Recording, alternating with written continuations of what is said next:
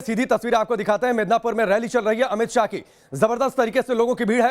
मंच पर मुकुल राय मौजूद है, मंच पर मौजूद है शुभेंदु अधिकारी। इन दोनों नेताओं की मौजूदगी ममता बनर्जी के लिए एक बड़ी मुश्किलें पैदा कर सकती है आने वाले चुनावों में। विकास हमारे साथ जुड़े हैं, विकास के पास हम रुक करें उससे पहले ये तस्वीरों को देखिए। जबरदस्त तरीके से भीड़ है, हजारों लोगों की भीड़ है मंच के सामने। और निश्चित तौर पर अगर अमित शाह इस वक्त मंच पर मौजूद हैं, मुस्कुरा रहे हैं और इस वक्त शुभेंदु अधिकारी ने अपना संबोधन समाप्त किया है वापस आकर और मंच पर बैठे भी हुए हैं।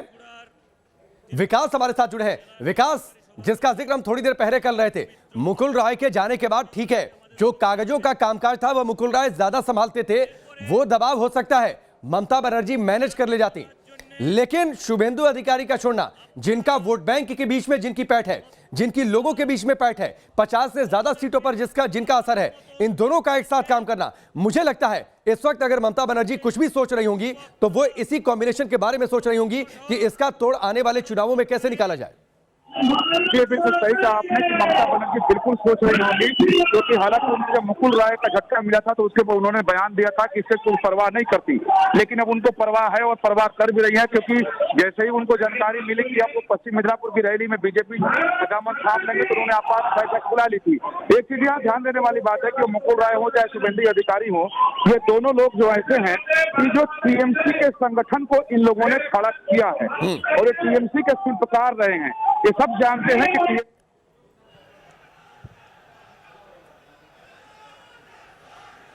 मेरे साथ बोलिए, भारत माता की। क्यों भाई, आप लोगों की आवाज को क्या हो गया है? ऐसे बोलते हैं भारत माता की जय। मेरे साथ दोनों हाथ उठाइए, उठाइए दोनों हाथ। बंगाल में परिवर्तन का मुट्ठी भींचिए और कलकत्ता में ममता दीदी के कान तक पहुंचे ऐसे बड़े आवाज से बोलिए, भारत माता की, भारत माता की। मंच पर उपस्थित बंगाल भारतीय जनता पार्टी के अध्यक्ष श्रीमान दिलीप घोष जी, मेरे मित्र और पार्टी के महासचिव भाई कैलाश विजयवर्गीय जी, राष्ट्रीय उपाध्यक्ष मुकुल रॉय जी, हमारे नेता राहुल सिन्हा जी, केंद्रीय मंत्री देवश्री चौधरी जी, ज्योतिर्मय महतो जी, श्रीमती लॉकेट चटर्जी जी, सौमित्र खान जी, हमारे राज्यसभा के सांसद स्वपन दादा, श्रीमती भारती घोष जी, श्री सन्याल दत्ता जी और मंच पर उपस्थित सभी पार्टियों से, कांग्रेस, सीपीएम, तृणमूल, सभी से आज भारतीय जनता पार्टी ज्वाइन किए हुए एमएलए, जिला पंचायत अध्यक्ष, काउंसिलर, जिला अध्यक्ष, वार्ड निगम के अध्यक्ष, भाइयों बहनों, और आज के समारंभ के केंद्र बिंदु भाई शुभेंदु अधिकारी जी, और आज इस विराट जनसभा में आए हुए प्यारे भाई और बहनों, आप सभी का मैं हृदय से स्वागत करता हूं। मित्रों, सबसे पहले मैं महान भूमि को प्रणाम करना चाहता हूं, क्योंकि यही भूमि है जहां इसी क्षेत्र में महान शिक्षा शास्त्री हमारे ईश्वर चंद्र विद्यासागर जी का जन्म हुआ। यही भूमि है जहां पर पूरे देश के युवा आज भी प्रेरणा लेते हैं, ऐसे शहीद खुदीराम बोस का जन्म जहां पर हुआ। मित्रों, खुदीराम बोस जी का आज मैं उनके घर पर जाकर आया हूं, उस माटी को कपाल पर लगाकर आया हूं। उनके जज्बे की कल्पना करिए, 18 साल का लड़का हंसते हंसते हाथ में गीता लेकर वंदे मातरम के मंत्र के साथ फांसी के फंदे को चूमकर अपना बलिदान देता है। और उस वक्त देश भर के युवाओं में खुदीराम बोस के नाम की धोती पहनने की एक फैशन पड़ गई थी। यही खुदीराम बोस की ये भूमि है। ये भूमि को मैं बार बार प्रणाम कर कर मेरी बात की शुरुआत करना चाहता हूं।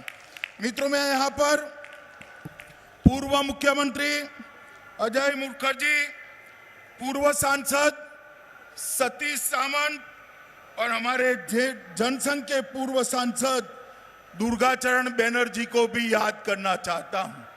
मित्रों, आज हमारे साथ एक एमपी, 9 एमएलए, एक एक्स मिनिस्टर, एक एमओएस, 15 काउंसिलर, 45 चेयरमैन और जिला पंचायत के 2 अध्यक्ष जुड़े हैं। शुभेंदु भाई के नेतृत्व में कांग्रेस, तृणमूल, सीपीएम, सब पार्टी से अच्छे लोग आज भारतीय जनता पार्टी में नरेंद्र मोदी के नेतृत्व में काम करने के लिए भाजपा जोड़ रहे हैं। दीदी कहती है कि भारतीय जनता पार्टी दल बदल कराती है। दीदी, मैं आपको याद कराने आया हूं, आपकी मूल पार्टी कौन सी है? तृणमूल कांग्रेस थी क्या? जब आप कांग्रेस छोड़कर तृणमूल बनाई तब वो दल बदल नहीं था। आज भाई शुभेंदु अन्याय के खिलाफ, बंगाल की जनता के शोषण के खिलाफ आपका साथ छोड़कर मोदी जी के साथ आ रहे हैं।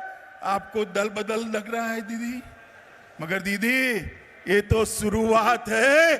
चुनाव आते आते आप अकेली रह जाएगी। चुनाव आते आते जिस प्रकार की सुनामी को मैं बंगाल में देख रहा हूं, मित्रों, इसकी कल्पना शायद ममता दीदी ने नहीं करी होगी। इसका कारण है इतने सारे लोग क्यों पार्टी छोड़कर भारतीय जनता पार्टी में आते हैं। क्योंकि मित्रों, एक आदमी जब दल बदलता है तो काफी सोच विचार कर बदलता है।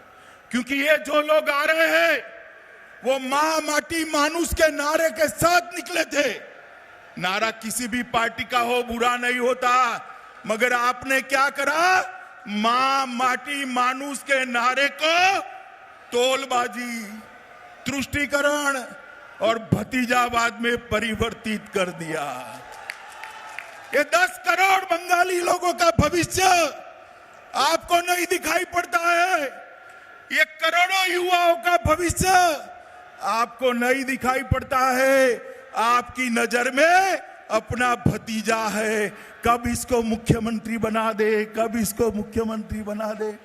मैं पूछने आया हूं बंगाल के युवाओं को, क्या दोष है आपका? क्यों विकास बंगाल में नहीं हो रहा है? मैं पूछने आया हूं बंगाल के किसानों को, मोदी जी जो 6,000 रुपया भेज रहे हैं, बंगाल के किसानों को क्यों नहीं मिल रहा है? देश के 10 करोड़ किसानों को 95,000 करोड़ रुपया मिल गया, मगर बंगाल के किसानों को फूटी कौड़ी नहीं मिली, क्योंकि ममता दीदी उनकी सूची ही नहीं बेचती है। मित्रों, देश भर में जो गरीब आदमी है उसको 5 लाख रुपए तक की सभी स्वास्थ्य सुविधाएं free of cost Narendra Modi ji देते हैं। बंगाल के गरीबों को मिलनी चाहिए या नहीं मिलनी चाहिए? जरा बोलिए, जोर से बोलिए, मिलनी चाहिए नहीं मिलनी चाहिए? ये ममता दीदी है तब तक बंगाल के गरीबों को आयुष्मान भारत योजना का फायदा नहीं मिलेगा। मुझे बताइए, बंगाल के किसान को 6,000 रुपया मोदी जी जो भेज रहे हैं वो मिलना चाहिए या नहीं मिलना चाहिए? जोर से बोलो, मिलना चाहिए नहीं मिलना चाहिए? मगर किसान भाइयों, जब तक आप ये तृणमूल कांग्रेस को उखाड़ कर नहीं फेंक देते, आपको ये 6,000 रुपया नहीं मिलने वाला है। मित्रों, ढेर सारी योजनाएं। अभी एक किसान के घर पर मैं भोजन कर कर आया, मैंने पूछा कि 6,000 रुपया मिला है? उन्होंने कहा नहीं मिला है। मैंने बोला, एक घर कहां से बना है, कब बनाया? कहां से लोन ली? तो उसने कहा लोन नहीं ली, मोदी जी ने प्रधानमंत्री आवास योजना का घर मुझे दिया है, इसमें बैठकर आप भोजन करें। मित्रों, बंगाल के गरीब को मोदी जी जो भेजना चाहते हैं वो नहीं मिलता है। और आज सुबह में अखबार देखता था, कुछ बड़बोले नेताओं ने कहा तृणमूल को कोई हरा नहीं सकता। मैं उनको याद कराना चाहता हूं कि संसद के चुनाव के अंदर आप कहते थे बीजेपी का खाता नहीं खुलेगा। हमारे दिलीप घोष की अध्यक्षता में मोदी जी के नेतृत्व में 18 से ज्यादा सीटें बंगाल की जनता ने दी है। और दीदी, कान खोल कर सुन लो, आज लाखों लोगों की हाजिरी में कहने आया हूं मैं, जब विधानसभा के चुनाव का परिणाम आए, परिणाम देख लेना, इस बार 200 सीटों से ज्यादा सीटों के साथ भारतीय जनता पार्टी की सरकार बनने जा रही है। क्योंकि आपने वादा किया था बंगाल के विकास का। बंगाल का तो कोई विकास नहीं हुआ। यहां पर टोलबाजी बढ़ गई, गुंडों को शरण मिली। आपने वादा किया था भ्रष्टाचार हटाने का। मोदी जी ने अम्फान तूफान के लिए जो पैसे भेजे, सारे के सारे तृणमूल के गुंडों के पॉकेट में चले गए। मित्रों, पॉकेट में। मोदी जी ने कोरोना के कालखंड में गरीबों के लिए 8 महीने तक अनाज बेचा।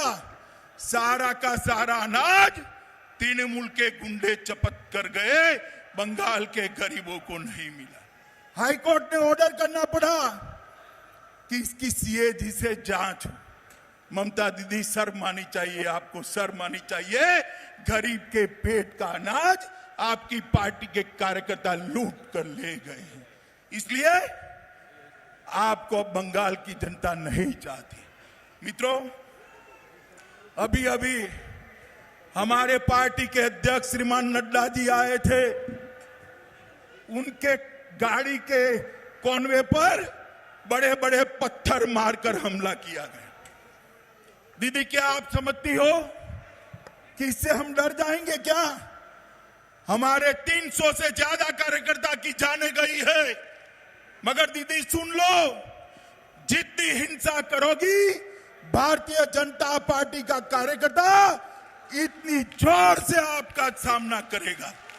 मित्रों, यह पश्चिम मेदिनीपुर में हमारे बच्चू बेरा को मार दिया, जगदल से मिलान हल्दर को मार दिया, हावड़ा से किंकर माझी को मार दिया, कूच बिहार से रोहिदास विश्वास को मार दिया, आरामबाग से आमिर अली खान को मार दिया, झारग्राम से रामपदा बेरा को मार दिया, कांठी से शेख अजहर को मार दिया, बीरभूम से शंकरी बागड़ी को मार दिया, बिसरुपुर से गोपाल चंद्र पाल को मार दिया और पुरुलिया से शिशुपाल सोशीस को मार दिया। कितने लोगों को मारोगे? ये लाखों लोगों की भीड़ देख लीजिए दीदी, पूरी बंगाल आज आपके खिलाफ खड़ा हो गया है। पूरा बंगाल आपको हटाने के लिए एक साथ आ गया। मुझे बताओ भाइयों बहनों, बंगाल के अंदर परिवर्तन करना है या नहीं करना है? जोर से बोलो दीदी, तक आवाज जानी चाहिए। परिवर्तन करना है या नहीं करना है? दीदी सुन लीजिए आवाज, बंगाल की जनता की आवाज है।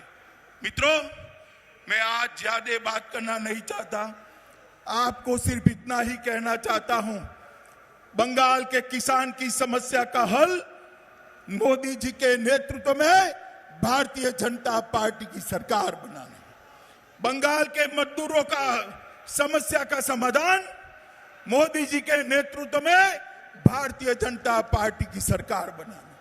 बंगाल के अंदर आए दिन बम धमाके होते हैं, इसको बंद करने का काम मोदी जी के नेतृत्व में भारतीय जनता पार्टी की सरकार ही कर सकती। ये सारी समस्याओं का समाधान केवल और केवल भारतीय जनता पार्टी कर सकती है। इसलिए चुनाव तक हम सभी भारतीय जनता पार्टी के कार्यकर्ताओं ने तृणमूल कांग्रेस को हराने के लिए काम करना है। आज कम्युनिस्ट पार्टी, कांग्रेस और तृणमूल कांग्रेस से जो यहां पर आए हैं, भारतीय जनता पार्टी ज्वाइन किए हैं, भाई शुभेंदु, उनके सारे साथी, कम्युनिस्ट पार्टी के एमएलए, इनके साथी, कांग्रेस पार्टी के एक्स एमपी, एमएलए, उनके साथी, ये सभी का मैं आज मन से भारतीय जनता पार्टी में स्वागत करता हूं और बंगाल की जनता का अंत में आह्वान करना चाहता हूं कि एक बार आपने 3 दशक तक, जरा सुनो भैया, 3 दशक तक कांग्रेस को मौका दिया या नहीं दिया? दिया है ना? कम्युनिस्ट को 27 साल मौका दिया या नहीं दिया? ममता दीदी को 10 साल दिया या नहीं दिया? एक 5 साल भारतीय जनता पार्टी को दे दीजिए, हम बंगाल को सोनार बांग्ला बनाकर रहेंगे। मुझे बताइए, भारतीय जनता पार्टी की सरकार बनाएंगे? जोर से बोलिए, बनाएंगे? मोदी जी के हाथ मजबूत करेंगे? यहां पर तृणमूल कांग्रेस को उखाड़ कर फेंक देंगे?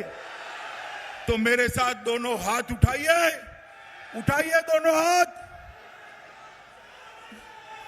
विजय के निश्चय की मुट्ठी बींचे और मेरे साथ बोलिए, जय श्री राम, जय श्री राम, जय जय श्री राम, भारत माता की, वंदे वंदे